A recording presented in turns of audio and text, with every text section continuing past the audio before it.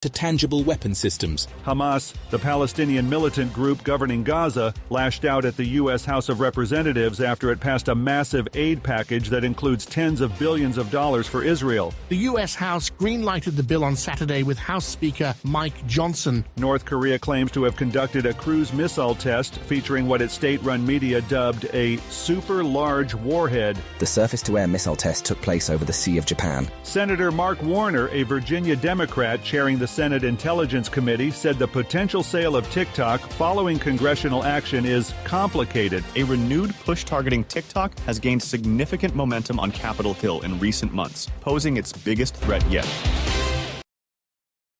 The opinions expressed on this program are those of the host or guest and should not be interpreted as statement of fact.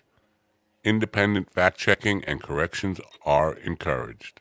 Can we get a cup of coffee in here, please?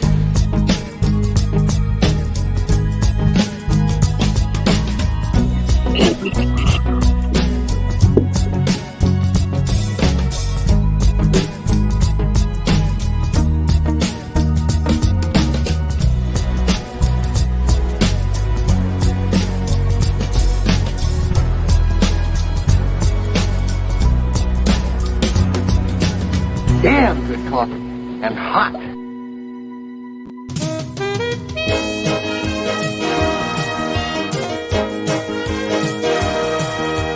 My dog is your mind's best friend. Wake up, America. You've got a dog that needs walking.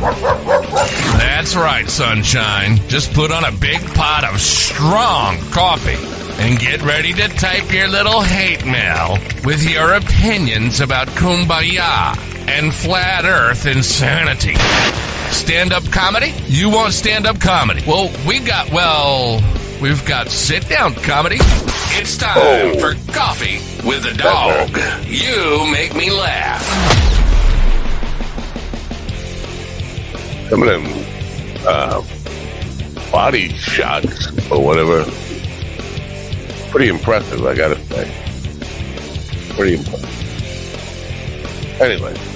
Anyway, where are you today? Where are you? What are you doing? You watching this? You listening to this? Yeah. Don't crash. That's the most important thing. Do not crash. I hope you are, good morning. I was going to say, I hope you are listening on your car radio and not your phone next to your ear. Good morning, folks. It is Tuesday, April 23rd. April seems like it's taking a while. No, maybe it's just me. I'm taking a while. April 23rd, 2024. Beautiful spring day here. A little chilly, but it's going to warm up almost to 60. Maybe. Here, I don't know. It feels like April is taking longer than normal, and spring is just refusing to be spring-like. I guess 60 is kind of spring-like, but for late April, don't cut it for me. My brother said in North Carolina, and I'm taking this with a grain of salt, that on Saturday it was 89 there, like it was almost 90. Almost. 89 is almost 90. I have to tell you that. Anyway,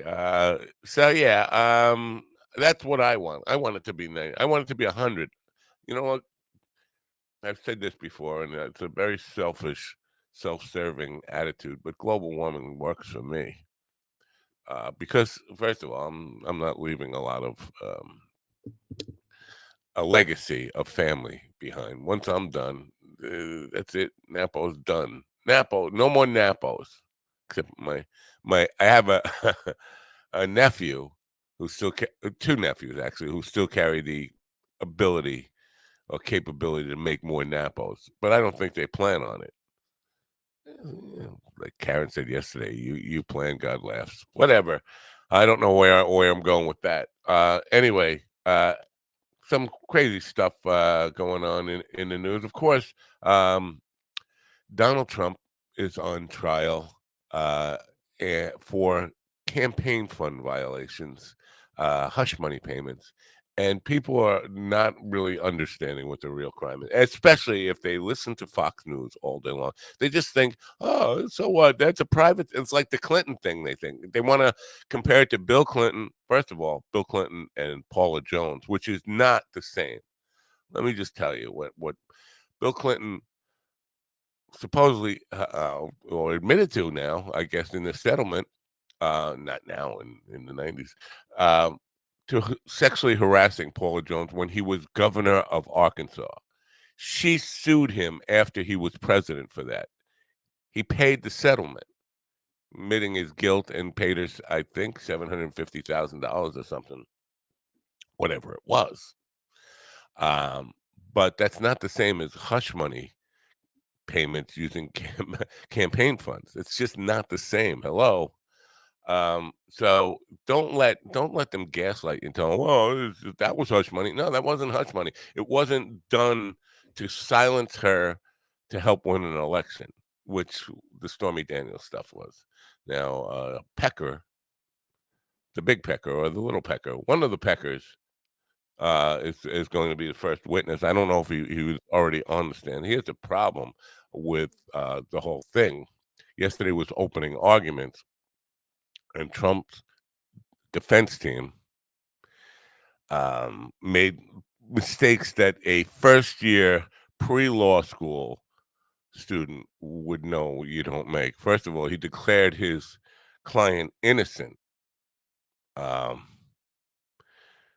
That now you've taken the problem where the prosecution has the burden of proof in proving him guilty. You've given yourself a burden of proof to prove them innocent. You made a statement in your opening remarks that he was innocent. Now you have to prove to the jury that not only is he not guilty, but he's innocent.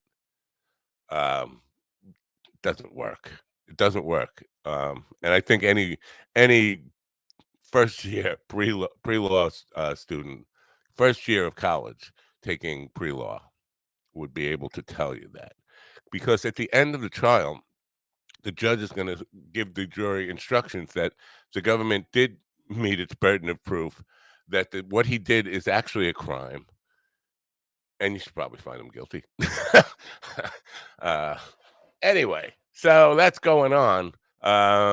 Nobody has set themselves on fire in the last 24 hours for him, which is, I guess that's good news. The world is picking up. But so I believe we have people setting themselves on fire outside my studio right now, just protesting my very existence. So Alec Baldwin slapping a camera was in the news. And yeah, you know what? He's got a temper. He's always had a temper. He's had a thing for hitting people in public situations his whole life. He feels entitled to slap people. Now, I understand that fucking people following you around with a camera is a nuisance. I understand that. But you don't have the right to hit somebody ever in that situation. You can remove yourself from the situation. And just like, you have to, there are times when you have to suck it up. Now, I know a lot of people taking Baldwin's side in this, because who wouldn't? I mean, who wouldn't want to slap a camera out of somebody's face? They're harassing you in public. You're just getting a cup of coffee, and they're putting a camera in your face. I would want to do it too, but I don't have anything. I don't have anything that can be sued for. That's a whole other story. The way I've insulated myself from lawsuits is a whole other story. We don't need to get into here today. But for me, yes, the temptation would be, but I don't have an estate to protect. Just saying. George Santos. Now, I'm still running for Congress, by the way. Whether I like it or not, I can't get out of it. It's like I try to get out and they pull me back in. I'm still running for Congress. I'm on the ballot. And I'm getting letters from the FEC and people wanting me to, do the reporting and all that kind of stuff. I have not taken any funds. I'm not taking any funds. I got a letter from Big Tech saying they want me to sign because they're impressed with my no money campaign. They want me to sign a petition or a pledge, not a petition, that I won't take any money from Big Tech. I'm not taking any money from anybody. I'm not getting a dime from anybody. I haven't asked for it. So yeah, Big Tech is on it. I don't think I need to sign that pledge. I pledge very publicly that I'm not taking money from anybody. If you tried to give me a penny, I would not take it. If you tried to give me $1, I wouldn't take it. If you tried to give me $1 million, I'd I'd punch myself in the face 50 times and then walk away. Maybe 49 times. Anyway, I'm still running for Congress. And when I say running, I mean basically sitting here saying I'm on the ballot, but I'm not campaigning at all. I probably should, at least for content. I probably should get somebody to come out with a camera and watch me make a fool of myself campaigning, just so we have something to show you here. But Santos has declared that he wants his seat back. But here's the thing. I feel weird even saying this. I'm going to defend him a little bit in this, or give a little bit of, I don't know, benefit of the doubt. He's on TikTok. Well, he was on Cameo, and somebody got the Cameo video and posted it to TikTok and to Twitter, and I don't know Facebook yet, but certainly it's coming in YouTube, where he's praising NAMBLA. You hear that silence? He's praising NAMBLA. If you don't know what NAMBLA is the North American Man-Boy Love Association. They're pedophiles, and they're guys who like to ass rape young boys. They've been around forever, by the way. They used to, Charles Ferguson, who's on my Twitter, said it's South Park's the reason people know about NAMBLA. No, they were around before South Park existed. They were all over the media in the 70s and 80s. Phil Donahue used to have NAMBLA guys on like once a year just to, remind people that these guys are out there. So, but my thing is, George Santos might not have known who NAMBLA was. He got a Cameo request. Somebody paid him and said, "I have an organization called NAMBLA. Can you say that we're doing good things and you support us and all that stuff?" That's the only thing I can imagine. Either that, or he likes ass raping young boys and is now ready to admit that as part of his campaign. I think the former is probably more true than the latter.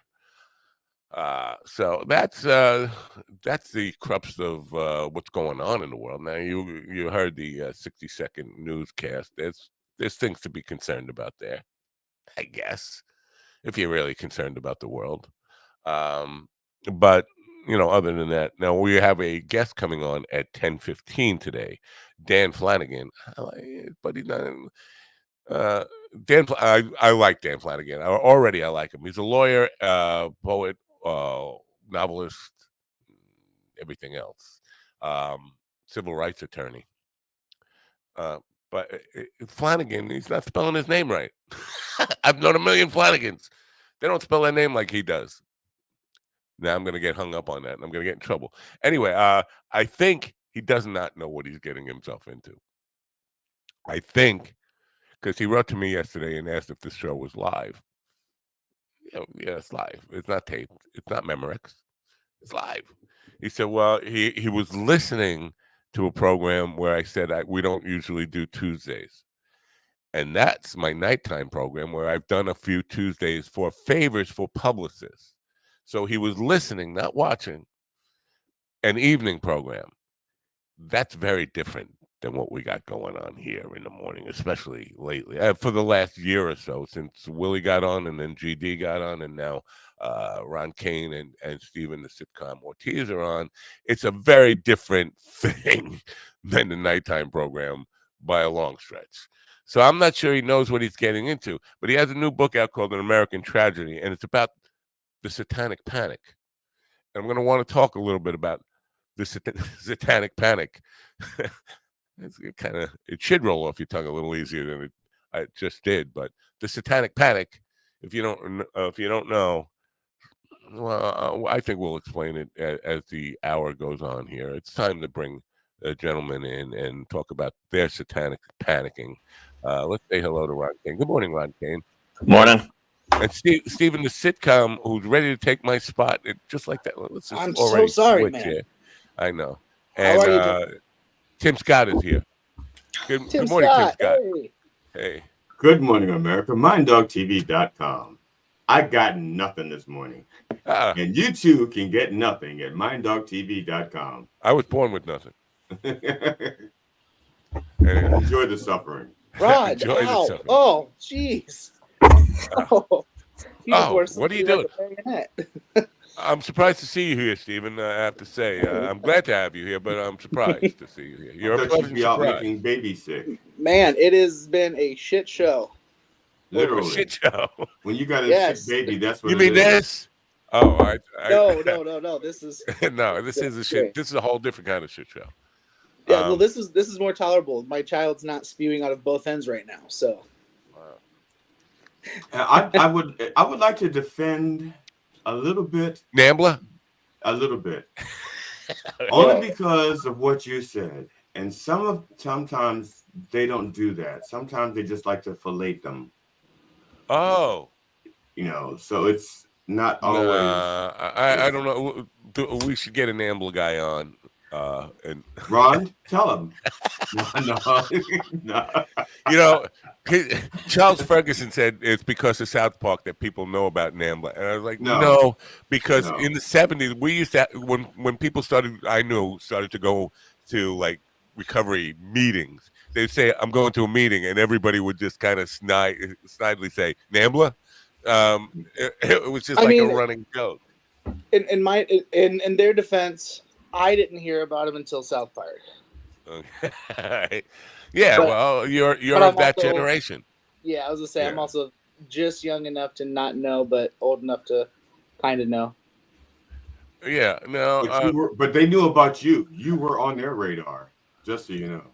Yeah, listen, you were definitely on their radar. Whoever's radar I'm on needs to come pick me up, okay? Whether it's Diddy with the butt stuff or whatever, I need millions or movies. So you've aged out.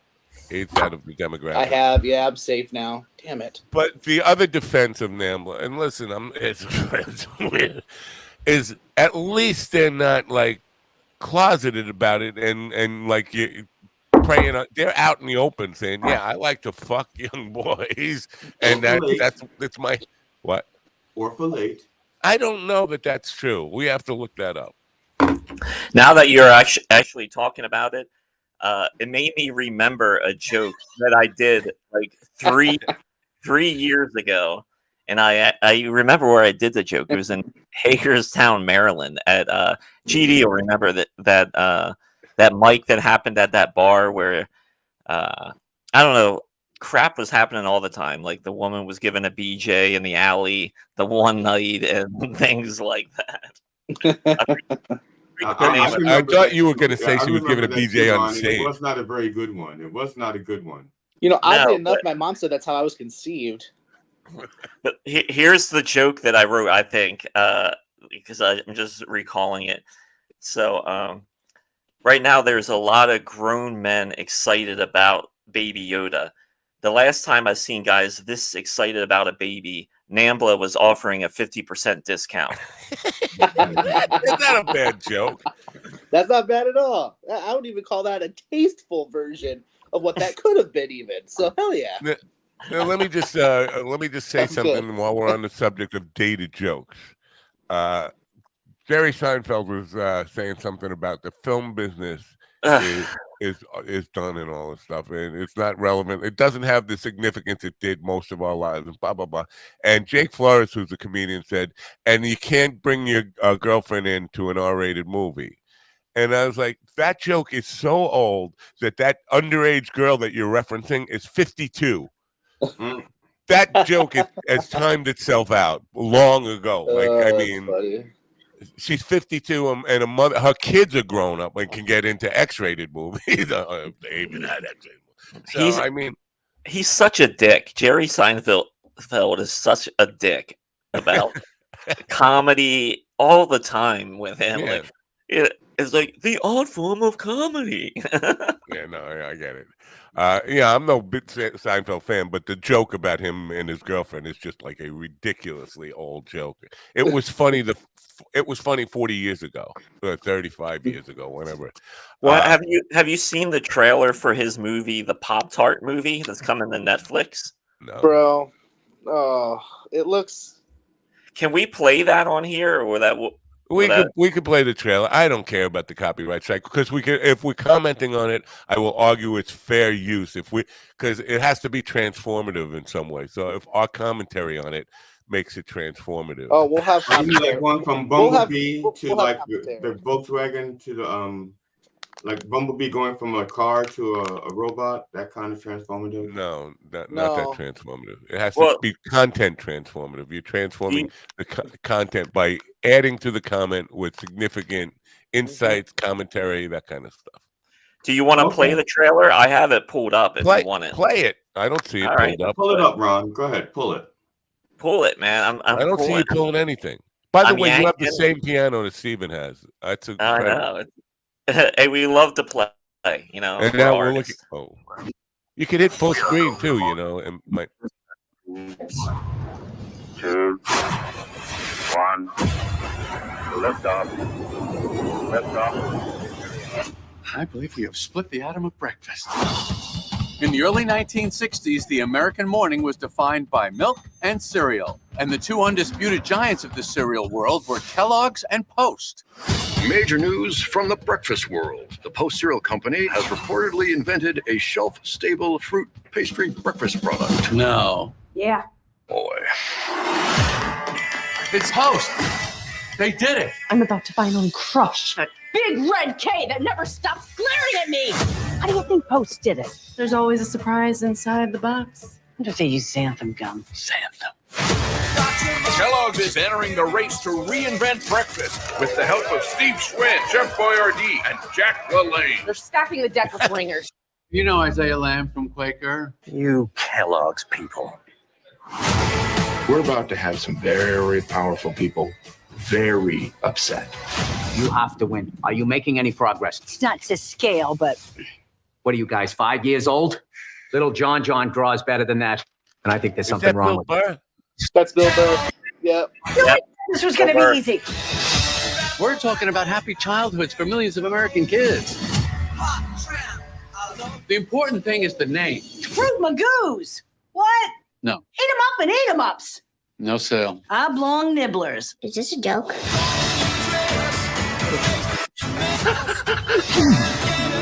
Whoever gets to the shelves first is going to win this thing. Give up the tarts, old man!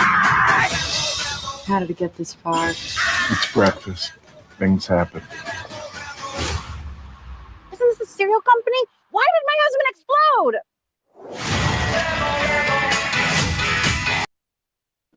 all right. Transform that for me. Now you're gonna say that looks like it sucks. There were a couple of good. It looks entertaining for sure. Like there's some parts that looked funny for sure. But Amy Schumer though. I like the guy playing Cronkite. I thought that was pretty cool. Yeah, I'm kind of with Steven. I think that's the way it was. It'll be entertaining, but that's about it. I think you're going to get out of that movie. Bill Burr. I think the one black guy I saw is going to get an Oscar. Oh yeah. Keep hoping, GD. Well, you have to understand that he's talking about his youth in 1962, 1964, whatever. But that's not okay. The sheer there fact were no black people. We didn't have black people. We had. I'm just saying the sheer fact that he's taking so many liberties with facts and so forth. He could have taken the liberty and put in like 2 black people instead of just the one. Actually, there's probably more in there. They're probably just serving drinks or something. What were the liberties he was taking? Did you fact check this movie already? I mean, the cereal wars were a real thing during those days. They were a real thing. I've watched the Foods That Built America. Yeah, that's a great show. I watched that. Yeah. Well, that's a great show on History Channel. It's really good. It is. But what liberties? Gee. I don't think anybody was ever thrown. I don't think a child ever threw somebody from a truck while they were driving to the cereal place. I don't think that ever happened. I think you didn't grow up down I south. think it did happen. Yeah, you didn't grow up I down don't think south, it was man. a child. I don't think it was a child. I think it was perhaps a grown person. No, it was an ambulance thing. It was a child. Children of the Cornflakes. Yeah, I don't think Walter Cronkite ever looked at the camera like that and broke the fourth wall. Except for I think during the Kennedy assassination. Actually, he did. The day Kennedy was shot, he broke the fourth wall on that day. Yes. Yeah, he teared up and looked at the camera and went, "Damn." He did Jordan Peterson. He went full Jordan Peterson on us. Yeah, but that was it. Not over Pop-Tarts, not over breakfast cake. Well, they don't really make a lot of comedies anymore. I mean, maybe they do, but I don't see back in the day, there would be like, 20 years ago, 25 years ago, even, they would do like 6 high-profile or 10 high-profile comedies that were heavily promoted, heavily advertised, and released in a year. I don't see that happening. People might be making comedies, but they're not definitely, promoting them like they used to be. Well, the reason being, Matt, is I did research on this just 42 seconds ago, knowing that you were going to make that comment. Turns out they make 27 comedies a year in Hollywood.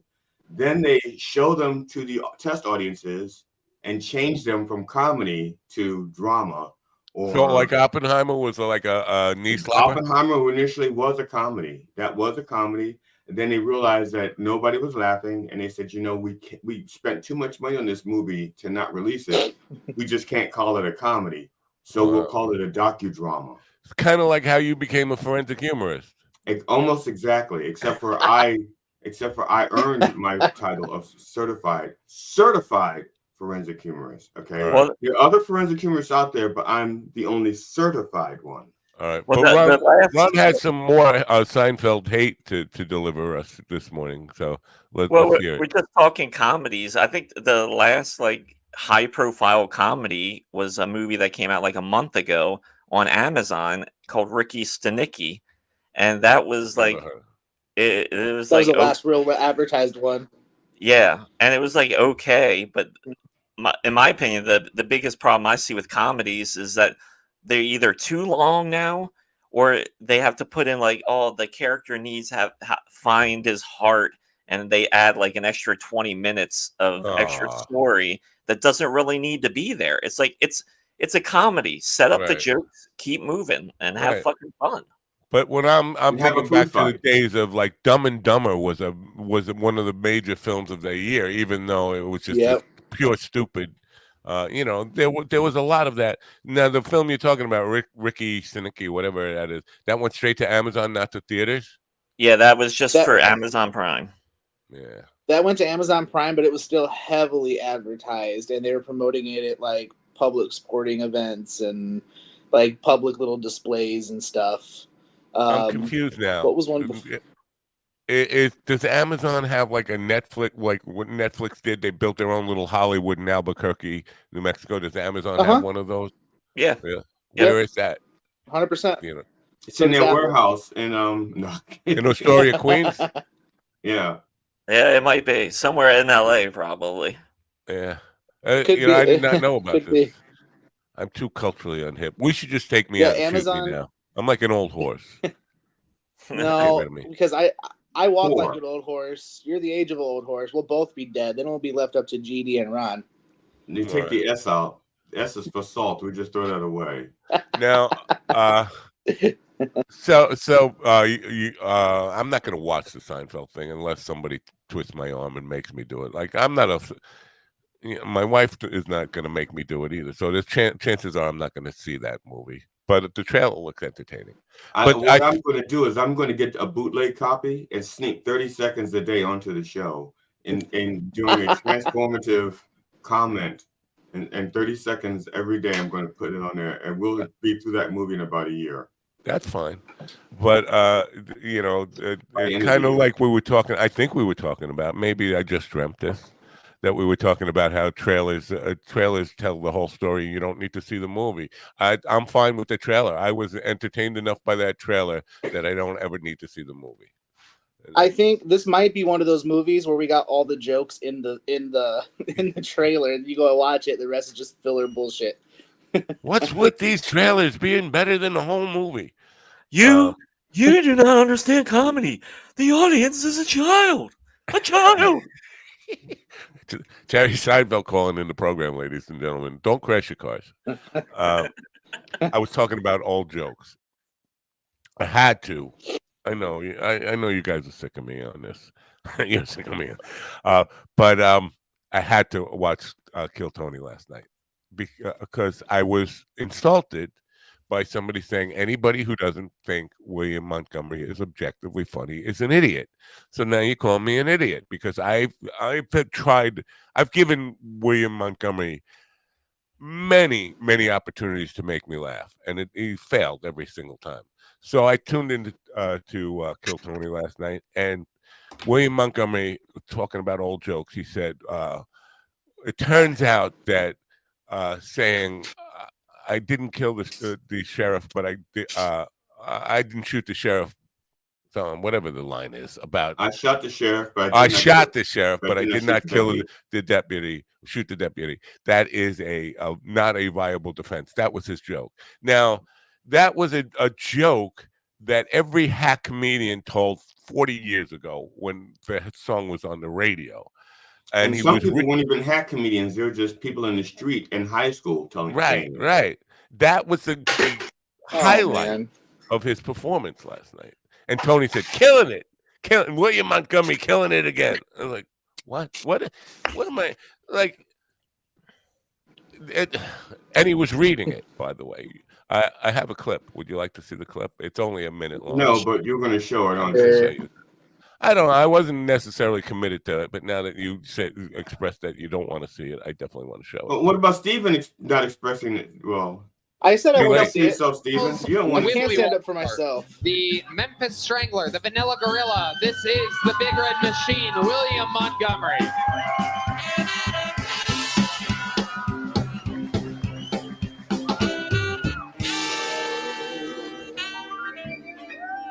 First off, Tony, I'm very excited to announce that Punky Johnson and I are officially dating, and she's actually pregnant. April Fools. Okay. Anybody else jealous they didn't get the invite to Puff Daddy's parties? Everybody's all mad, and I'm all like, oh, yeah, terrible. Maybe I should go undercover to investigate. People are saying Cuba Gooding Jr. committed a crime, but I'll tell you what the real crime is. He won an Oscar. Oh, a black guy plays an athlete. How'd he get into character? What a stretch. Look, he looks at the black guy right away to check if he's laughing.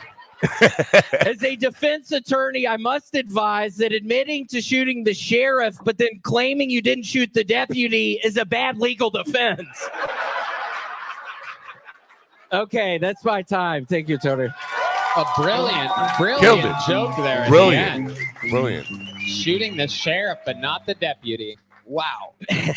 Amazing. I'll just give you a little more of this because he does. Another unbelievable set. This is very, very fun. where he How do shines you feel? in his I funniness. feel pretty good, other than the fact that there is now a dead squirrel up in our chimney, and it has been smelling like death for the past 3 days now, Tony. And I actually had an exterminator man come by today, and he starts telling me, oh, I can't go up on the roof. If I go up on the roof this one way, I'm going to roll off and die. If I go off the other way, I'm going to roll off and die. And I'm like, dude, you're not just a friend. I'm trying to fucking pay you money to get rid of this fucking thing. Why are you just giving me excuses, you dumb piece of shit? This is why you're fucking getting dead squirrels out of people's fucking chimneys, because you're a dumbass, you motherfucker. He's giving me all these excuses, Tony. And I just... That's it. Okay, he used a version of the word fuck, 6 times in like 30 seconds and still couldn't make any, no. Gratuitous fucking and no laughing? No. Right. And you reading jokes for a minute. We got. I think there were 3 jokes, maybe 4 jokes. You can't remember 4 jokes. That's a difficult thing. You have to bring it up and read. I will say that. Go ahead. That always kills me watching him go up because he's supposedly the golden child, the messiah of Kill Tony, and he strictly relies on reading off of a cue card and regurgitating old jokes and just excessively screaming and cussing. Right. I mean that's all stuff that takes no effort to do. That's shit that a 6-year-old could do if they found the word fuck. You know what I'm saying? Well, That's all it is. Yeah, I will say screaming does take effort, but that's why when you let a child cry themselves out, they will pass out after a while because screaming takes effort. Right. The rest of it doesn't. For example, Kevin Hart is one of those guys I feel that is funny mostly because he yells a lot, and it's the same thing. But the difference is at least he's still sprinkling in his own material and jokes into it, whereas William is just again regurgitating garbage and reading off of cards. And his ad lib moment there in the interview stuff about the squirrel. There was nothing remotely funny about that, and he said, "This is why you're an exterminator, dude." Well, at least that guy's got a fucking if anything, paying he just job. I was gonna say he shit on a guy's career when he's been doing comedy for a couple years now. Calm down, dude. Yeah, what a jerk. So that is the star that came. Now, again, this is not making it about Kill Tony. This is about defending my sense of humor here, or my intelligence, because a friend of mine, Brad Erickson, I consider him a friend. He came out and said anybody who doesn't find William Montgomery objectively funny is an idiot. And I'm like, I'm sorry. I think I'm allowed to have an opinion that guy's not funny. Now, if somebody does have an opinion that was funny or that he's funny, that's fine. I'm not calling him an idiot. I don't get his humor. It's not for me. Okay, the idiot. Oh wait, a call coming in. Ron's got a call coming in. It's Jerry Seinfeld. Hello, Jerry. Welcome to Coffee with the Dog. How can we help you? Oh, hey, Matt. I just want to tell you that this Kill Tony is bullshit. They don't understand the art of comedy. How's your 17-year-old girlfriend doing these days? Hotter than usual. Now, there's it's no all pipes. It's all pipes, Matt. There's no NAMGLA. Is there NAMGLA? North American Man Girl Love Association. There's none of that going on. I don't want to talk about that. I want to talk about the greatest comedy that's coming out soon called Pop-Tart the Movie. Pop-Tart the Movie. Now William Montgomery's got nothing on me. No, you know I would. Porsches I have? Porsches. So he got some. Jerry, do you have juice on you, or jelly, or whatever is in there? That's what he's got on you. Jerry, do you plan on doing any other projects about nothing? Probably. Everything's about nothing, but everything's about money. Money. Now, Jerry, did you write the script for Pop-Tart the Movie? Of course, I'm a comedic genius. I knew that. I knew that much. Basically, that means Larry David wrote it. Yeah. I thought the movie was called Unfrosted. Maybe I'm wrong. I don't know. I'm just trying to get that from the trailer. Oh. It's called S'mores Pop-Tarts Are the Best. It's a great movie, and it doesn't have William Montgomery in it. No, I appreciate that, but does it have any squirrel jokes? A squirrel in the attic jokes, dead squirrels in the chimney or something jokes? Well, when you sit down with your 42 kids, Matt, and watch the movie, you'll see that it's great. Great. I'm not. I don't watch movies. I can't make it through a movie. I fall asleep, Jerry. But I got to say this: my friend Dwoskin has Banya on, and maybe Banya will have some insights. Kenny Banya, you remember Kenny Banya from Seinfeld? I think that was the name. Banya. I don't. I got so much money. It doesn't matter. It's gold, Jerry. It's gold. I'm telling you. So, Jerry, now, are you jealous at all of Larry David's tremendous success with Curb Your Enthusiasm? Well, he's finally given that up, but he seems to have made people forget about how good Seinfeld was because he made another mint, a second $1 billion with Curb. Any jealousy on your part on that? Just slightly, but what does he know about comedy? I'm doing Pop-Tarts over here. Oh yeah, Pop-Tarts, I get it. No, Pop-Tarts are gold. Listen, we do an unintentional Pop-Tart joke because my singer can't really remember the word. So in Margaritaville, he says, "Oh, stepped on a Pop-Top." He always says Pop-Tart because that's what he thinks the word, the lyrics are. Everybody knows it's a pop rock. So do you have Margaritaville in the film at all? Does it feature stepped on a Pop-Tart? I can't give away those secrets. I spent months writing it. I tell you. Right? Don't get excited, Jerry. Don't get excited. Now, your dear friend Elaine Boozler was arrested the other day. Are you aware of this? I am not. She was arrested at a Dodger game for she basically brought a little bag with her, and they said basically the bag has to be transparent. You have to be able to see through the bag.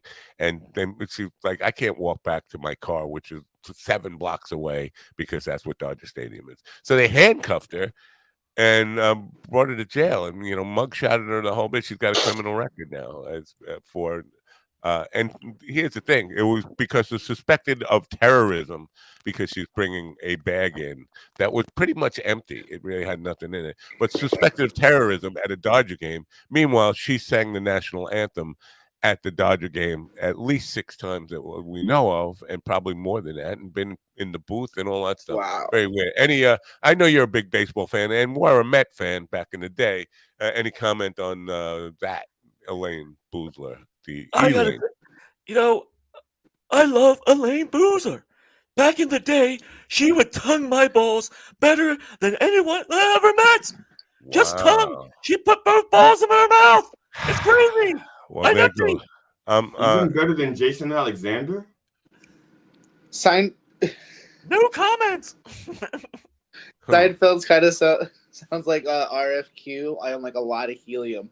He's starting to drift into the RFQ zone, I have to say. Depression is going nowhere. I was just watching because I follow Elaine Boozler on Twitter, and I have the ability to DM message her, and I did. I asked her to come on the show, and as Jerry was just saying about licking the balls and stuff, I just watched that opportunity just dive off a cliff. So that's not. Oh, well, thanks for calling in, Jerry. We got to go. It's been gold, Jerry. Gold. Elaine Boozler not coming on the program anytime soon. There you go. I don't know what she's doing with her career other than going to Met games and stuff. Now, she did say she's paid $375 for the tickets and then had to park 6 blocks away, pay $75 for the parking and all that stuff. Going to a Dodger game is really ridiculously expensive now. It's out of control, Jerry. It's out of control. So now, I have to say, for a while. Yeah, I'm going to keep going with the Jerry stuff. I did watch Cam Patterson last night, too. And I have to say, I don't think he's funny at all either. Maybe that's just me. Now, you see another Kill Tony person? Kill Tony person. He's a black guy. If that count for anything? Yeah, just means he's dumber for being on Kill Tony. That's beside the point. So he's young. Dumb, and full of... He's one of those young guys that was discovered who's doing something, right? But he's definitely a Tony Hinchcliffe lapdog, though, for sure. Yeah. Well, here's the thing. I don't have any malice against Cam Patterson. I wish him success. I hope he gets, but 100%. He's held up as I don't know, an example of why Kill Tony is important, as he's one of the success stories out of that. And I watched after, because in the chat room, I noticed I only watched like 5 minutes of Kill Tony. Believe me, I don't have time for all that. But in the chat room, I was reading the comments, and they were all killing him for repeat jokes. And it said that this is his thing. You're supposed to go on with a new minute every time. He goes on and does the same minute every time. And then I watched a little podcast interview with him where he said he only really has 3 minutes of material. He only has 3 minutes of material, so he can't be out there working as even an opener in any. He's still at the open mic level as far as what he can possibly What if he do. has 3 minutes worth of material, but he really does good crowd work for like 20 minutes or That's so? kind of his thing. Is he's I was being facetious. I don't think there's such a thing as good crowd work. But No, unfortunately, your facetiousness is based in truth, in reality. So I really thought I was but making that up. He's one of those guys where he's one of those guys who's naturally likable. I think he's naturally likable. He's charismatic. He has a lot of energy, and he's one of those guys who can kind of really talk about anything and kind of make you smile and laugh a little bit. But yeah, I've heard the same thing, that he only has upwards of 3 to 4 minutes of real material, and he's being hailed as like the future of stand-up. Right. By Tony Hinchcliffe. I have to say, I did like him, and I did smile a little bit. But what he called a joke. I think he's super likable. He said, I can't tell that joke. I think you said around white people, because I forget what he. But it wasn't a joke. He was talking about first time using a bidet and water shooting up his ass, and he said he called that a joke. I'm like, that's not a joke. A joke is it's a setup and a punchline and all that stuff. This was just my first time using a bidet, and I was getting water shot up my ass. Poor Matt, you are so old. You're thinking of a traditional joke. These are millennial jokes. They're totally different. No, come on, hold on. Don't, man. Come on now. Because I've been complaining ever since this shitty festival over the weekend that I just wanted to do some good old-fashioned stand-up comedy. Don't put me in that group, you jerk. No, but even that, you know what? There is a difference. You can tell stories, but a story is not a joke, and there is a difference. But to say I can't tell that joke, I was like, what joke? The joke about having water squirting? That's not a joke. I had water squirting up my ass. That's not a joke.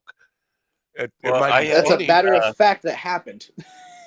To give you even more insight, I had a conversation with a comedy club owner, and that club had booked Uncle Laser, who has appeared on Kill Tony, several times or whatever, and he's kind of parlayed that into whatever. But anyway, this club had him for a weekend, and the owner said he wasn't funny, but he has like 400,000 followers on Instagram, and they were able to pack the place. So right there. I'm so tired of that. Unfortunately, that's the world we're living in.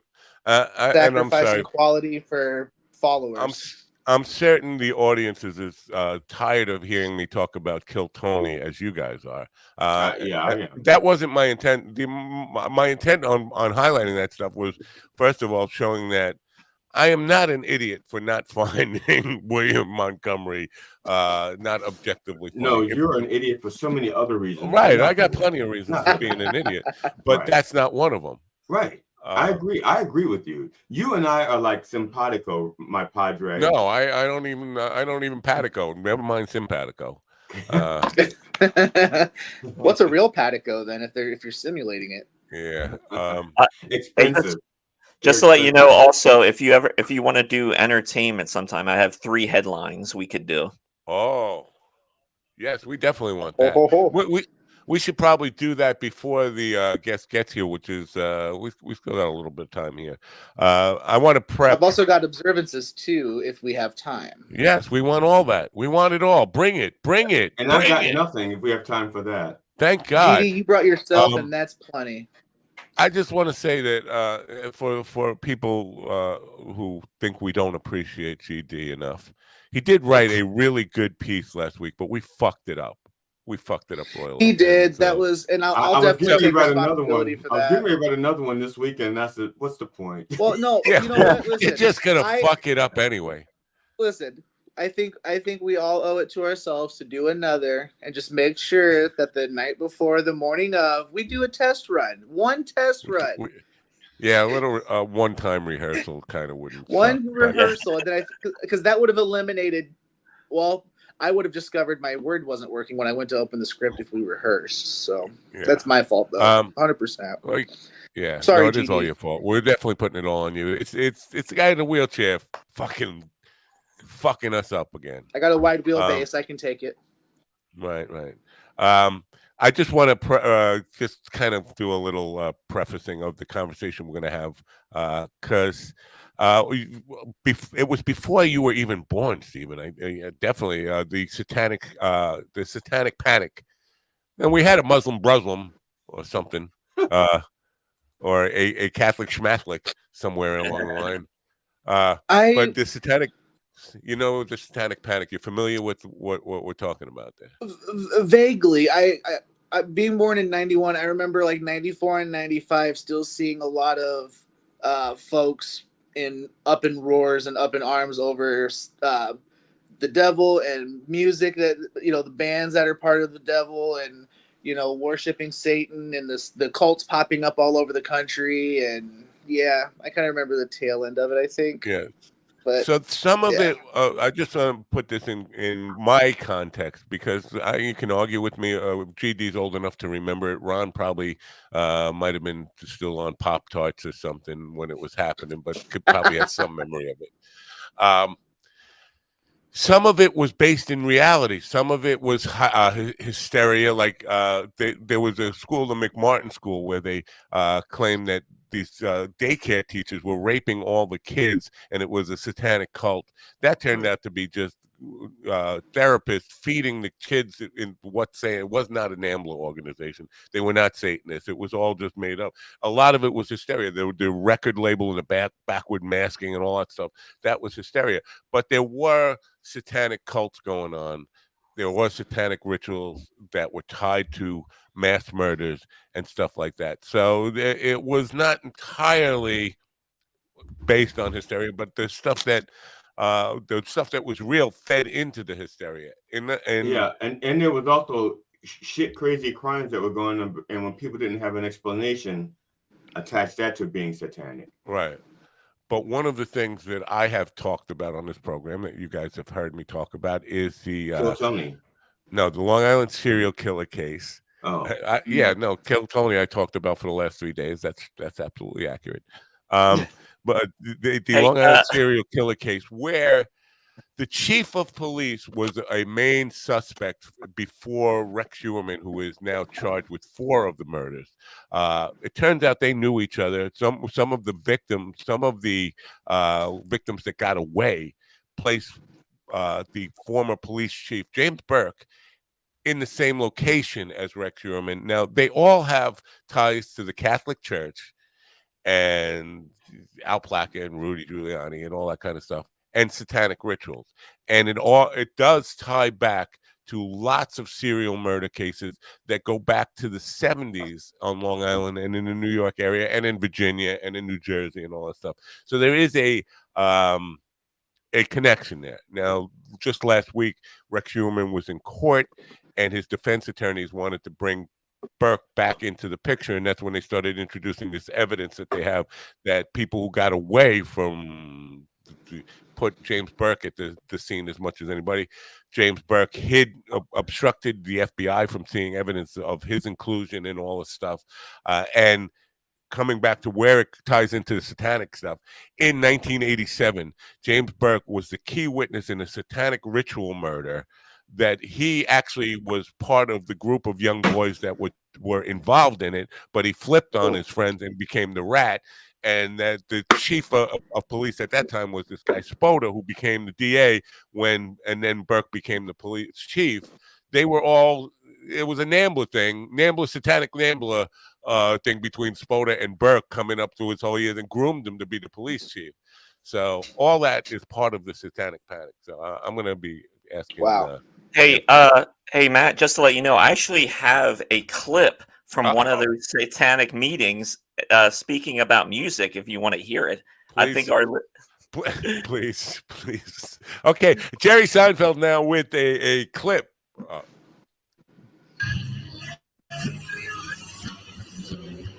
What's Ozzy trying to say there? John, absolutely nothing. The Blizzard always came straight with his messages. But wrap your minds around this, gentlemen. Oh, no. Love this movie so much. I love this song. I command you in the name of Lucifer to prevent the blood of the innocent. God, Chicago kicks ass. Yeah, that is the that really typical. happen? Yeah, that really happened. That's directly from the meeting.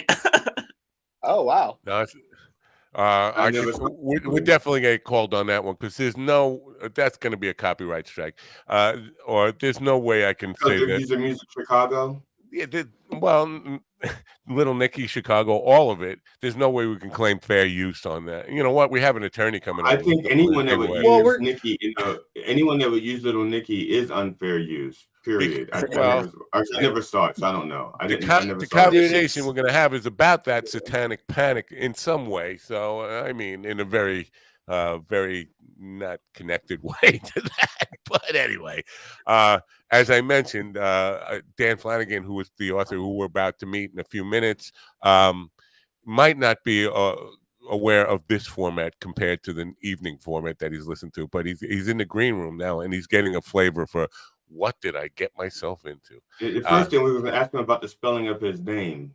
That's the first thing. Yeah, I think their other Flanagans don't spell their name the same way. No, so they definitely don't. They definitely don't. Like, There's an A instead of an I in there, in most people's Flanagan.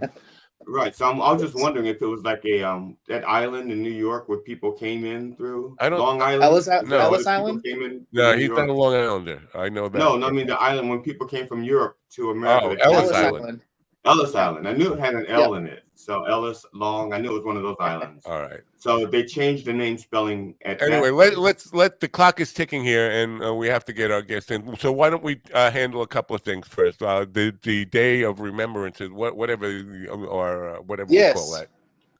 What do we got today? So our observances for today. Observe. We'll start out with National Email Day. So for those of you who like your email. No, Is that what they call them? every day is National Email from Hell Day for me. I'm not kidding. My emails, I'm getting over like 2,000 emails a day. It just has to stop. And unsubscribing does not make it stop. It does not. I don't think it deserves a whole day. I think it should be partialed out. Like there should be like email morning and spam afternoon. It's all spam. And what's that other thing? Scam. Email, spam, and scam. I think it should be scam evening, spam afternoon, and email morning. I think it all should right. be. What else we got in days? Yeah. Stop him from talking. National Parvo Awareness Day. So for those of you who like puppies who don't want them to die, be aware of Parvo. Okay. All right. Army Reserve Birthday. Canada Book Day. So there's Canada Book Day, like books about Canada.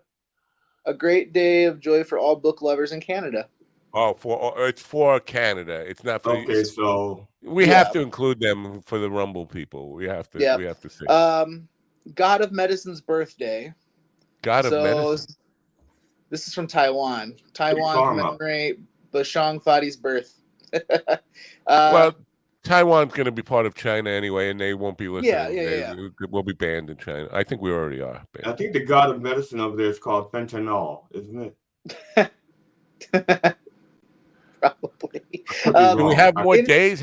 We do. A couple more here. Impossible Astronaut Day from Doctor Who. International Creator Day for those of you who like to create things and stuff. Like the 6th day? I have to just say, I'm not observing any of these days. I'm not doing I'm not either. Oh, and then Movie Theater Day.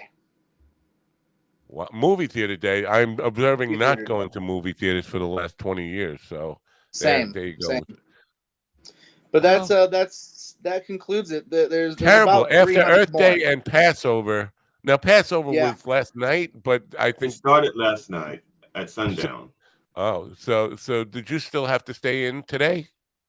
Yeah. No. Waiting for till night falls again? Is that what's the deal on that? It depends if you're a Reformed Jew, if you're an observant I'm just Jew, trying to gauge the traffic on Long Island today. I have a show to do, an afternoon show, which is in Freeport, which is an hour and generally an hour and 15 minutes with no traffic. I'm trying to get, because there is a huge, I'm going to get called anti-Semitic for saying this. There's a huge difference on Jewish holidays in the traffic on Long Island. Significant people stay home. I don't understand why you get in trouble. Isn't that part of the weather traffic report in the morning when they'll be like, there's like traffic is light. In today's weather report, the chance of Jewish traffic is 2%. Right. We're observant Jews are off the road today, so traffic is light. Yeah, okay. Now rushing through this stuff. Ryan, we got some entertainment headlines. Yep, I got them right here. Yeah, music. The stars of the original Blair Witch Project have come together with a public proposal to Lionsgate because they're upset that Blumhouse is rebooting the 1999 horror movie. And so, like, three people, Heather Donahue, Joshua Leonard, and Michael Williams, they made a statement, and they're asking for retroactive and future residual payments with anything to do with the Blair Witch Project. Wow. That's got to be a lot of money. Yeah, and it's I think it's probably like one of the first of its kind now, especially like with all this change in like labor and artists wanting credit for their work. Will they actually pay them? I doubt it, but they're also asking for like an annual $60,000 grant for any unknown and aspiring genre filmmaker to assist in making their first feature film. And that's because the original movie was made with a budget of $60,000. I thought it was 30 grand. Wow. 60 I thought it was 10 grand. That was a lot of money back in those days, because I know people are making movies for $15,000 now. So yeah, $60,000 30 years ago or whenever the hell that was. That was a lot of money in those days. And it's a lot easier too with digital now, since you can just film on your phone and things like that. Yeah. But will they get the money? I don't know. I think it's pretty ballsy for them to go back and say, "Hey, pay us." But will they? Who knows? Do an Indiegogo. Yeah, for sure. Are you guys excited for May 4th? That's coming up, which is I have the 4th be with you. I'm more of a Revenge of the Fifth guy myself. I'm scared of May 4th, to be honest with you. I have a murder mystery show I'm performing in, and I don't like it. I mean, I had fun the last time I did it, but it's a long script and learning all the lines and all that stuff. So the date May 4th is terrifying me. I wish I could get out of it. I wish I could have my agent called and say, no, he's whatever. Well, if you are a big Star Wars fan, on May 4th, you'll be able to buy blue milk, because since it's National Star Wars Day, dairy brands are getting ready to celebrate by offering blue milk. And I can't buy blue milk today. You could. You actually just buy white milk and put Fruit Loops in it. It turns blue. I would think I could buy blue milk just about any day. May the 4th be with you. Yeah, exactly. Then the last story I have. Kidding. That'll make someone mad. Don't want to do that. Not on this show. No. Since we were talking about comedians, I happened to see this headline. So Kevin Hart confirmed his height for Anderson Cooper on 60 Minutes. 5'1", 5'1". No, he's officially 5'5", he says. I don't believe it. Bullshit. I'm 5'5". I'm 5'5". He is not 5'5". I've seen him 5'5" in your chair, though. No, I'm 4'11" in my chair. Wow, you only lose 6 inches in a chair. Wow. Well, I'm sorry. I gained 6 inches if I lay down, though. So, boom. He said, "I'm sorry." Kevin Hart said he's 5'5" with like a shoe on, like a sneaker. Now, if so he he's puts 5'3", 5'4". Probably, yeah. He's probably about 5'3" and a half. Wow. And he also he's probably 2 feet when he's trying to get gigs because he's on his knees. And the final thing about him, he was asked too if he was a billionaire yet. And his response was, "None of your business. Are you trying to get me robbed?" Is that yes? That's a yes, right? Basically. That sounds like a yes. Basically. So that's your entertainment. Go forth with your day, everyone. Oh, I know forgot his George ticket. Lopez's birthday's today. Oh, George Lopez. Entertainment Well, news. we No, I'm just have to kidding. yell I at didn't the. care about that either. Speaking of yelling at people, George On Lopez Taco was asked with a Tuesday, lot of yeah. yelling. What was I going to say? I forgot what I was going to say about that. Oh, Kevin Hart tickets. When he played here, now he doesn't do clubs; he does theaters, and But Foxwood, the tickets to see him were $480 each. So, I mean, if you're taking your wife and whatever, you're spending over $1,000 to go see a comedy act for 2 hours or an hour and a half, 90 minutes, whatever it is. That's crazy, man. And it sells out. So yeah, I wouldn't be surprised if he was a billionaire. That's the point I was making. Anyway, we're gonna do news really good for him. Really Good for fast him, though. newscast, and then we're gonna meet Dan Flanagan, author of The American Tragedy. An American Tragedy. Let's go. It's time for the news with Alan Edwards. I'm gonna go get some water. Yeah, do that. Senator Mark Warner, a Virginia Democrat chairing the Senate Intelligence Committee, said the potential sale of TikTok following congressional action is complicated, noting that allowing up to a full year for any transaction makes sense. The video sharing app owned by a China-based company has faced scrutiny from U.S. officials for years over warnings that China's government could access its data and exploit it to manipulate or spy on Americans. But a renewed push targeting TikTok has gained significant momentum on Capitol Hill in recent months, posing its biggest threat yet. Liam White reporting. North Korea claims to have conducted a cruise missile test featuring what its state-run media dubbed a super large warhead. The surface-to-air missile test took place over the Sea of Japan, according to the official Korean Central News Agency. South Korea's Yonhap News Agency published a photograph purportedly depicting the missile launches, utilizing a mobile launching vehicle on what seems to be a runway. Chris Anderson reporting. Hamas, the Palestinian militant group governing Gaza, lashed out at the U.S. House of Representatives after it passed a massive aid package that includes tens of billions of dollars for Israel. The U.S. House green-lighted the bill on Saturday with House Speaker Mike Johnson securing Democratic backing. We view this move as confirmation of the official American complicity and partnership in the war of extermination waged by the fascist occupation army against our Palestinian people in the Gaza Strip, Hamas stated in an English-language statement. Joseph Eckerson reporting. Ukraine is gearing up soldiers for a major Russian offensive anticipated in the upcoming months, likely before summer arrives, according to the Ukrainian president. Zelensky underscored that foreign assistance must translate into tangible weapon systems, specifically crucial long-range artillery, to give Ukraine a fighting chance. His remarks followed the House's approval of a $60.8 billion aid package for Ukraine. Benjamin Wright reporting. This is the latest news headlines.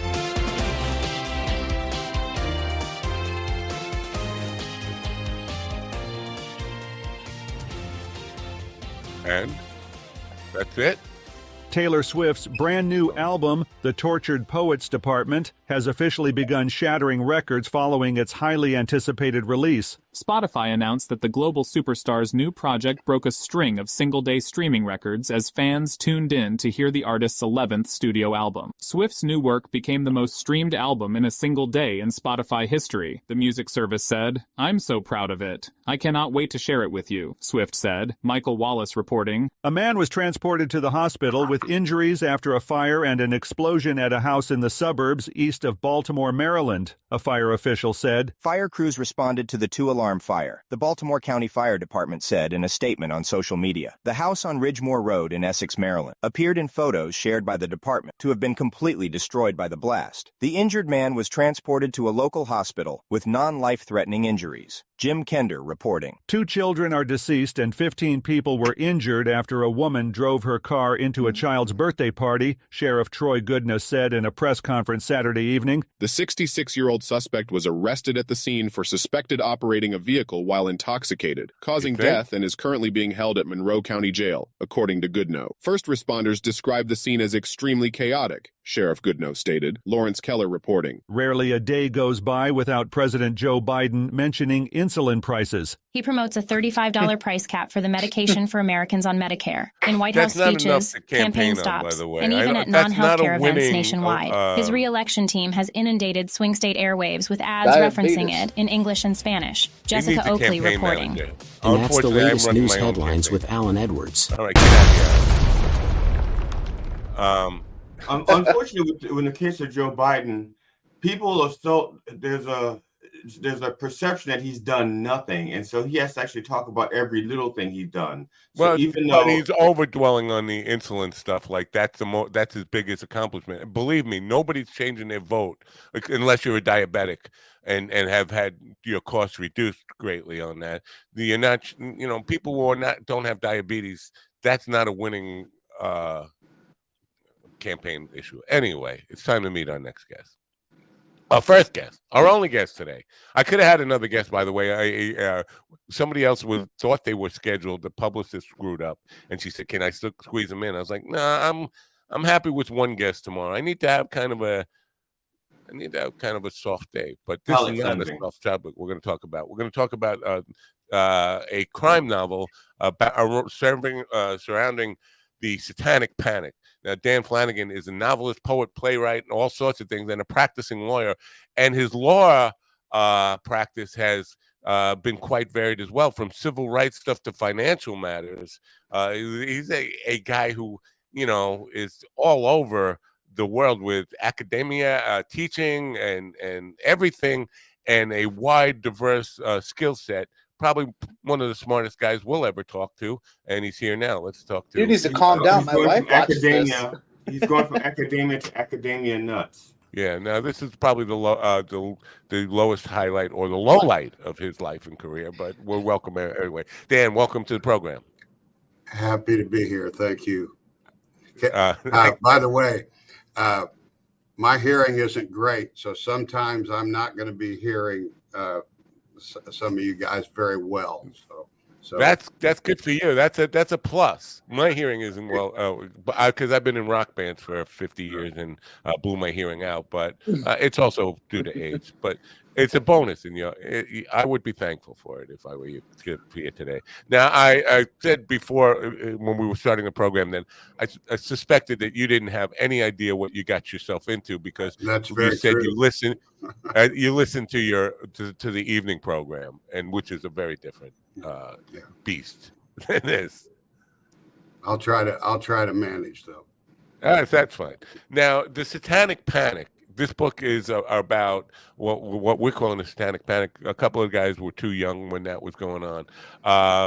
I say that there was a lot of hysteria around that time, but some of it was based in reality, and there was good reason for some of the Satanic Panic because there were a lot of really dark, heinous crimes going on that were getting people into a panic. Would you say that's accurate? Basically, I think not. Really? No, and the FBI guy that's been most involved in this over time, Ken Lanning, did a report sort of at the end of all this, concluding that he was never once able to connect anything to real Satanism. Now, that doesn't mean that there weren't people playing around with Satanism that killed somebody, and there might have been some overtones, but it was greatly exaggerated at all times. So I know there was a lot of hysteria, and the record masking. We played a clip from Little Nicky that was about the record masking stuff, where the devil was supposedly putting backwards messages in records. That stuff was all hysteria. But then there were a lot of cases like the McMartin, and I'm not sure the McMartin preschool thing was necessarily. I don't remember it having a satanic element to it, but that was a lot of hysteria around that as well, right? Yes, and there were some satanic overtones in that case. But see, there was at the same time what was called a moral panic. That really is what I'm focusing on more. Although there's a satanic element in my book too, but not overwhelmingly. But the whole daycare crisis that McMartin was part of, was really more the so-called moral panic, kind of moving along at the same time. Sometimes they intersected, sometimes not. So, in writing this story, were you influenced by certain cases that were happening at that time, or and because like I think about like Law and Order, the crime television show. It's not verbatim of cases, but it is influenced by cases that were in the news. Did you kind of reference all those cases as you were writing this book? I hope that first of all, the context is important. This is a book in a detective series that it's the fourth book, and the notion of the series, it begins in 1986. I mean, the fourth book I haven't managed to get out of 1988 yet, but the idea is I'll take these characters as long as I can do it, as close to up through our present time as possible, and deal and at least intersect occasionally with the big issues of the time. And as I I lived through it, of course, but at the time it didn't impact me that much. But as I was looking at what was going on in the mid 80s, all into the 90s and so on, this thing just overwhelmed me. And I probably read every nonfiction account of the whole thing that exists. I hope and intended to do nothing but fiction, but at the same time, it's rooted in all of those books that were written mainly by people who were trying to rescue people who were wrongly convicted, and often there's some of them still in jail in the whole thing. So. Now, as I mentioned in your intro, your law career is quite diverse in starting out in civil rights and then going to financial stuff and all that. Have you ever been in criminal law at all? No, and that's been a real challenge for me. This book and the series of books, has to be crime related, and so I had to really learn a whole lot about criminal law.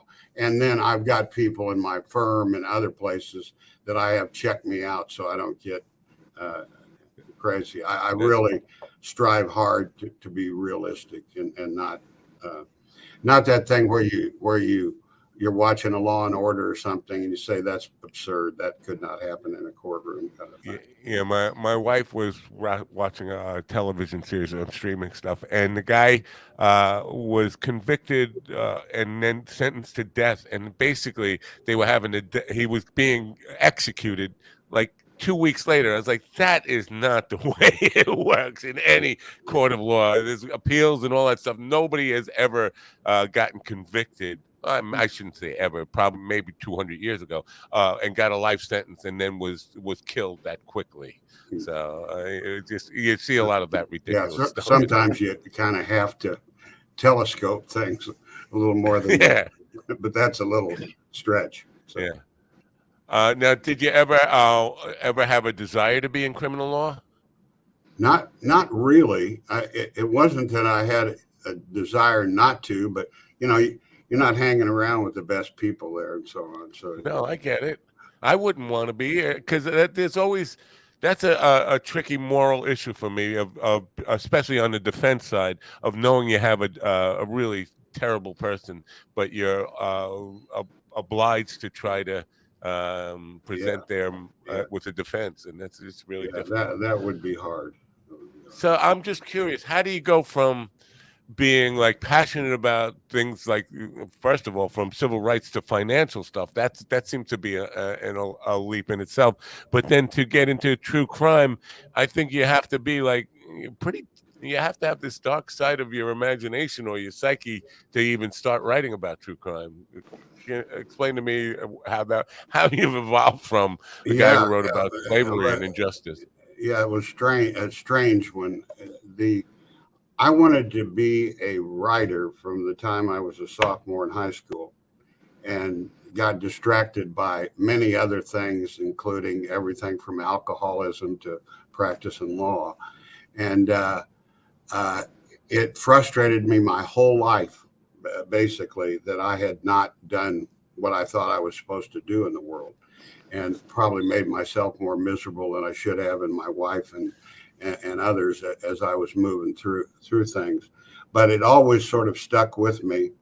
And in the 1980s, I had a period where I kind of dropped out a bit, got sober, started my own treatment center, things like that, and sort of put everything on the line, and started writing some during that period. It was a short period, a couple of years.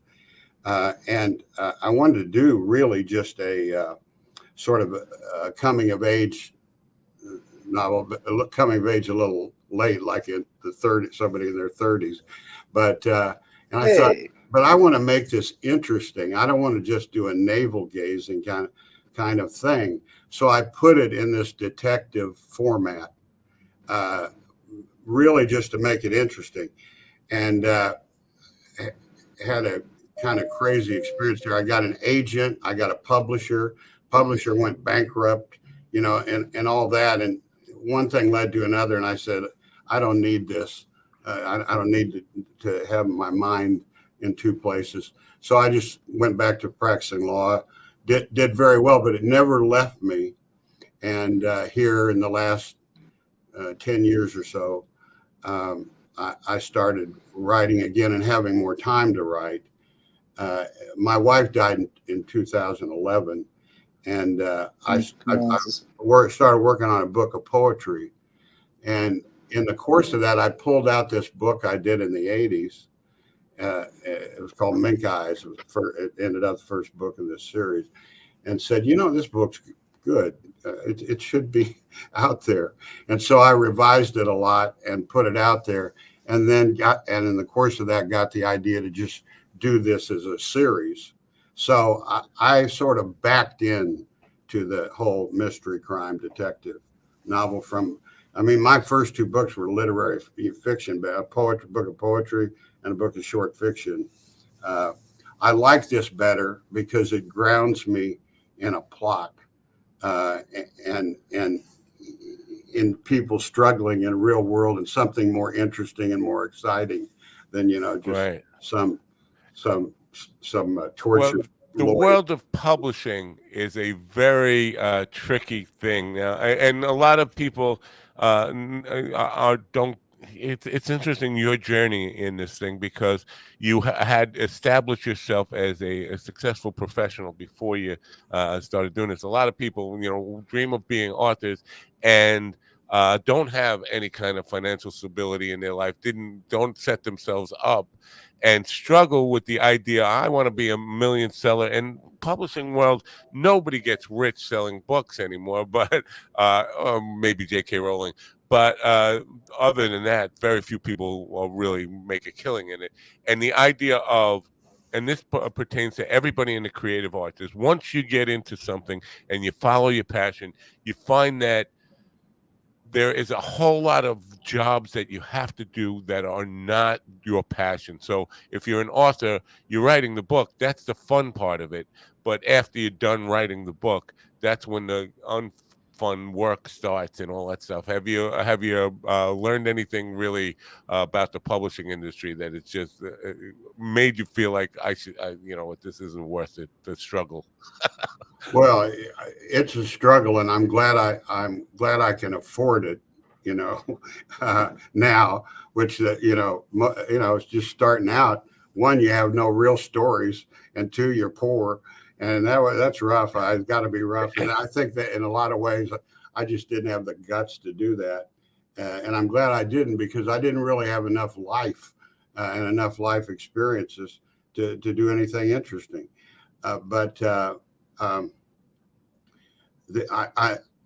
The big difference between the 80s, when I did this first book, got a publisher, all that stuff, and now is the incredible development, which is the greatest thing going of self-publishing.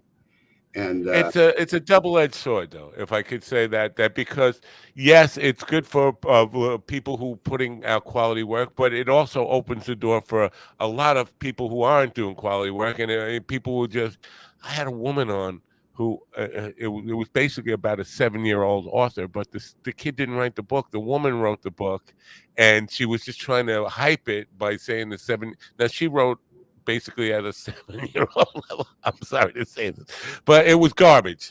And and there is a lot of that in the self-publishing world where people are just putting out real crap, and it's really muddying the waters for good quality work to get noticed or appreciated in any way. So it's a double-edged sword. I get. Yeah, I agree with that, but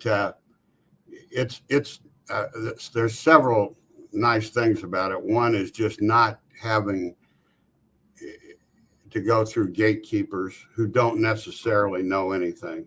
They really don't. Right. And then you have total control of your intellectual property, which is my favorite part of it.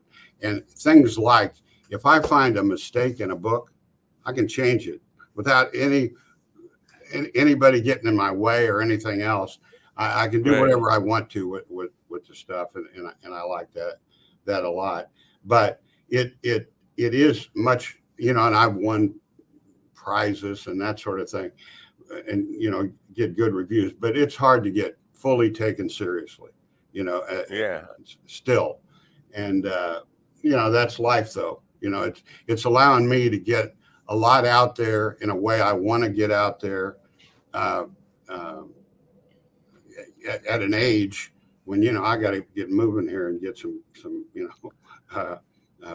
No, I totally appreciate what you're doing because life is short, and the worst thing to do is on your deathbed and saying, "I wish I would have." I've had a number of experiences with people who, for whatever reason, money, family, all that stuff, that life gets in the way of you actually following your passion and your dream. And we like to encourage people to, follow their dream, no matter what age you're at.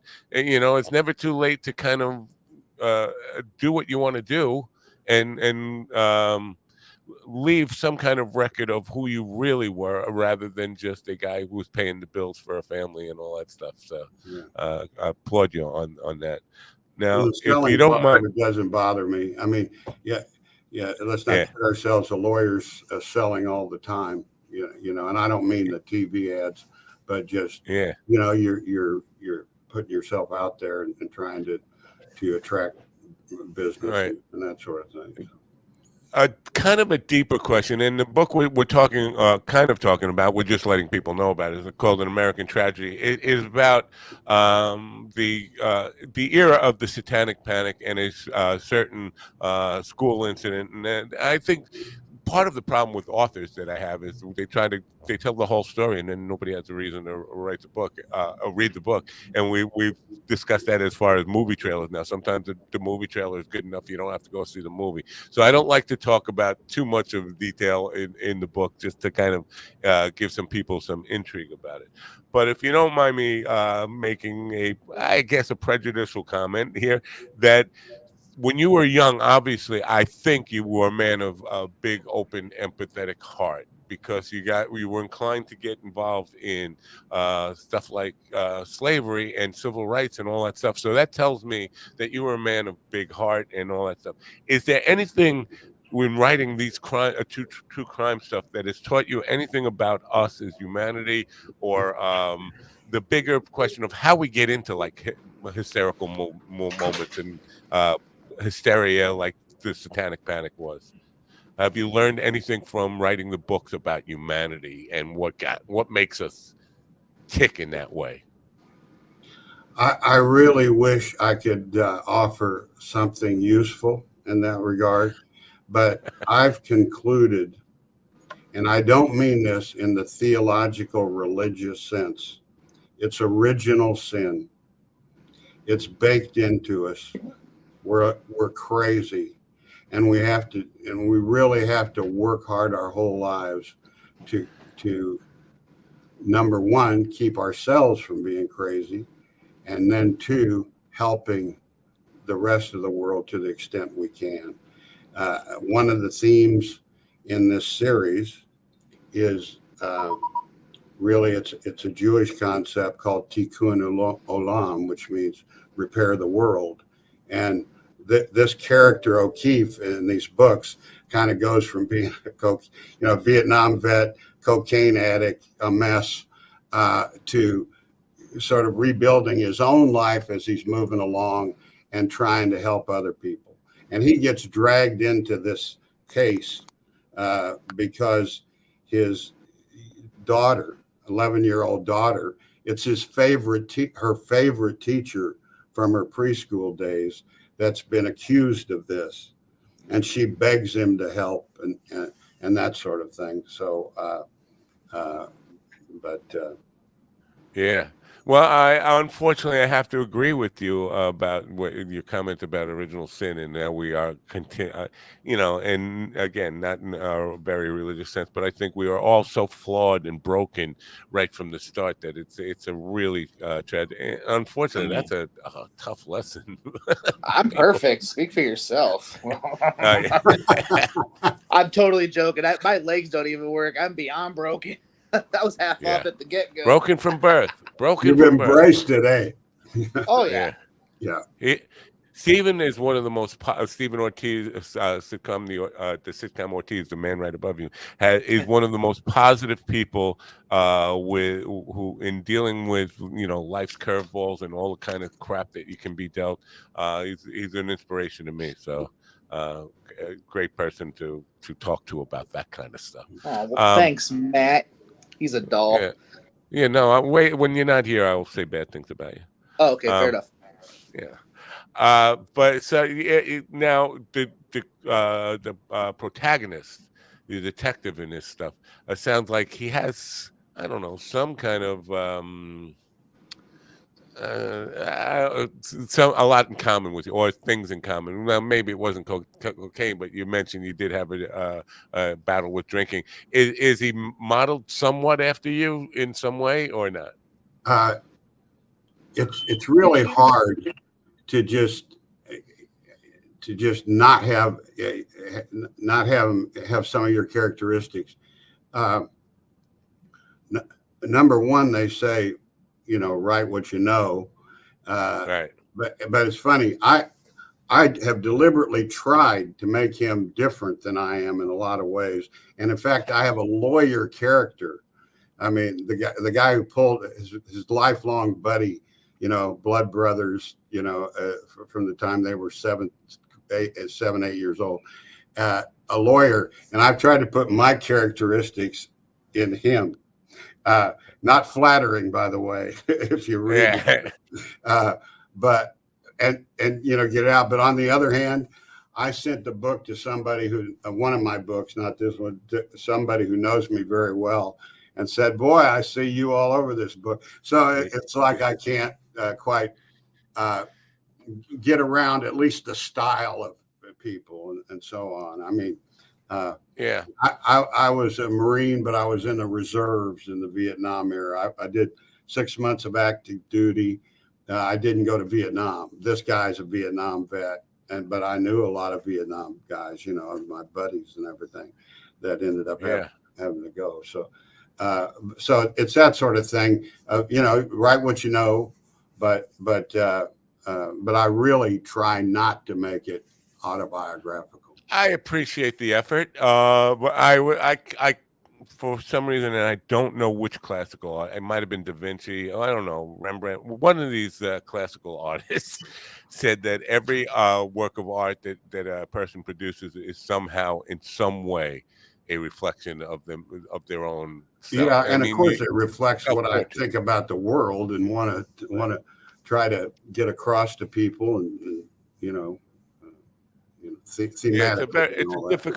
difficult thing to walk, because you don't want to be egotistical about it, make it all about you, but some people actually do. But if you're coming from the right place, you're writing a book to tell the story, and then accidentally, I think, or just by osmosis, you start to see yourself in those pages, and how do you undo that? Because you really can. It's almost like if I write a song there's no way I can divorce myself completely from that song. Elements of who I am and what I believe in, and all my foundational core principles are going to end up in the songs somehow or not, one way or another. So it's a hard, but so many authors I talk to, that just a very question about this, is the protagonist you in some way, can set them into a really bad place. Like they don't want to kind of discuss that and all. So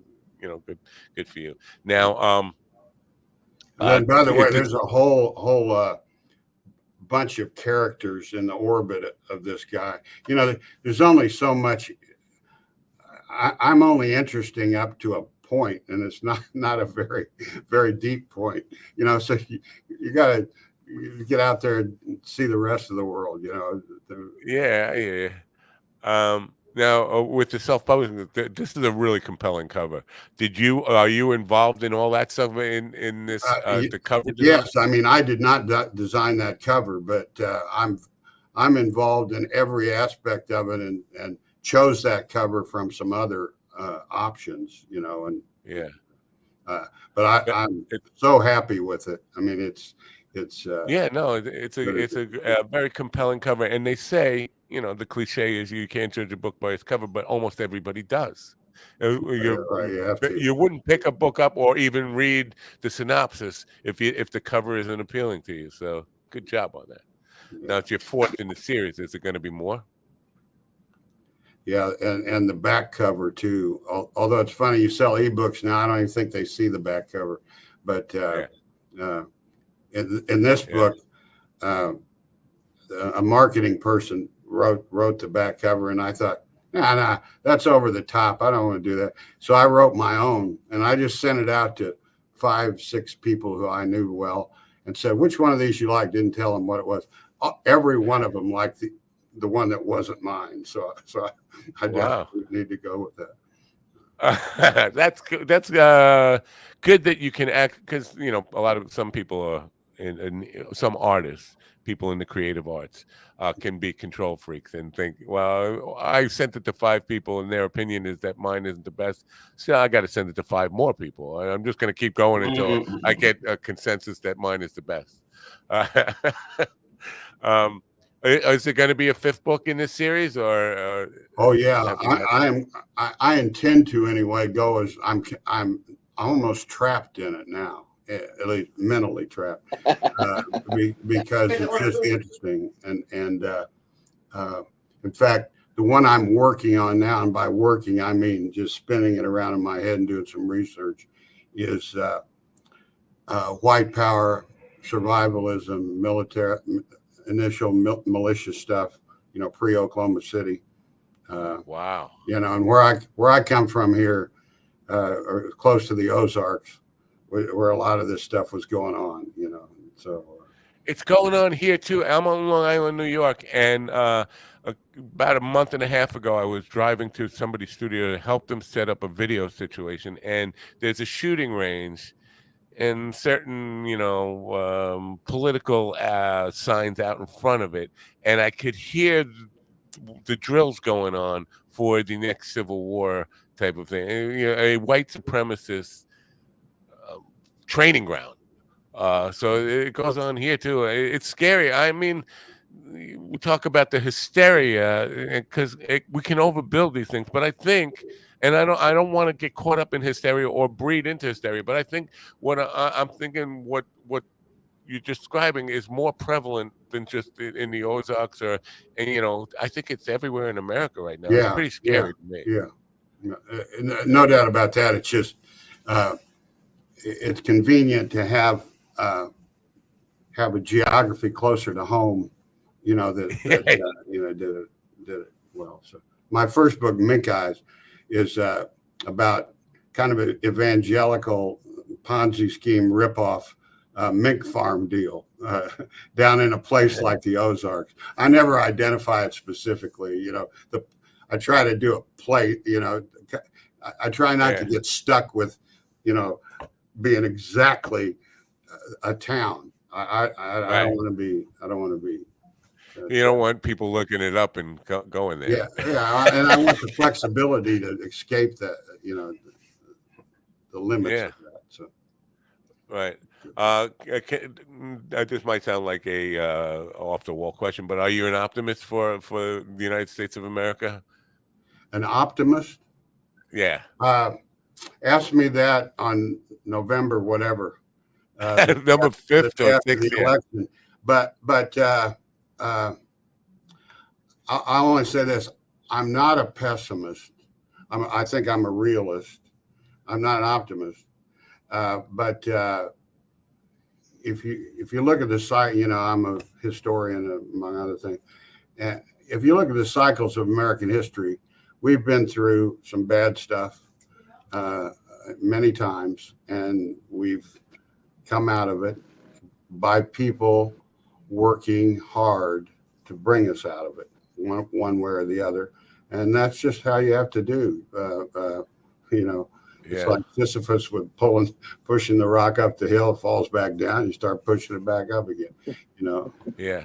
The only thing is, like, now it seems as though the people that are not for progress and not for equality are getting more and more people to kind of normalize and accept the fact that anarchy is like a viable way to run things. They're trying to normalize anarchy.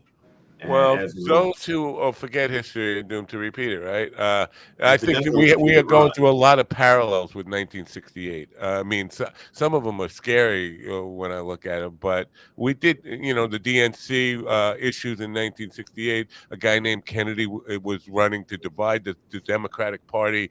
Lots of lots of parallels between 1968, the racial division, race riots that were going on during those times. So I'm not an optimist. I think I hear what you say. Wait, ask me after the election. But I think no matter what happens in the election, you can either get worse, bad, really bad, or just bad. I mean, those are the only choices. I guess I am a pessimist. I try to think of myself as a realist too, but I'm thinking, what outcomes do we have? Because even if, let's say, and without getting too political here, let's say even if the guy you want loses, the guy who you want to loses, there's still going to be racial unrest and all that stuff. And I don't think we have those people. I think it goes away. I think it was almost gone under Obama. I think right after Obama, it was like peace and blessing, and there was like no more racism during the Obama years. There was like no hatred. Well, I must have been in rehab at Dan's place during that break. Where's? Well, it goes back to what I said about original sin. I mean, Trump gave it the okay to come out, but it was always there. It was there when I was a kid. It was the people I grew up with all believed that kind of stuff. And for a while there, it's like who let the dogs out, and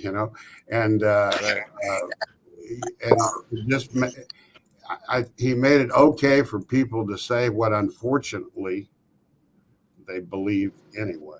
Yes, I mean by normalizing. It's like before, right. Yeah, before, if you had certain points of view, it's not that I'm, like I said, I prefer knowing you need to face that, that's who we are. A lot of us are.